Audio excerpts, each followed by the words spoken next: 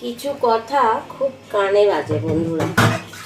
অনেকদিন আগে আমি এক জায়গায় ছেলে দেখতে গেছি, মানে আমারই এক খুব কাছের একজনের জন্য। তো সেখানে বলছে মিডিল ক্লাস।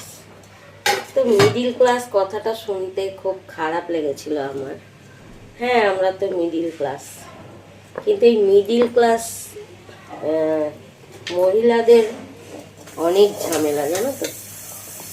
মানে জুতো সেলাই দিয়ে চণ্ডীপাঠ সব করতে হয়, আর সেই জন্যই তো মিডিল ক্লাস তোমরা খুঁজেছো, তাই কি না? তো মিডিল ক্লাস বলেই যে সে অশিক্ষিত বা দেখতে খারাপ তা কিন্তু নয়।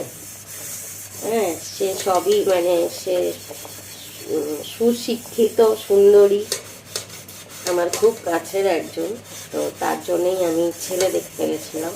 তো সেখানে বলা হলো যে না, ওই ছেলে আর কি এই কাজ করে, তো তার জন্যে মিডিল ক্লাস ঘরের মেয়ে চাই।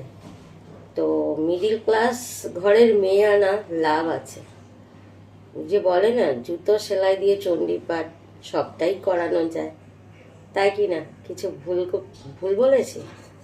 আর যারা উপরে আছে তো তাদের কথা ছেড়েই দাও।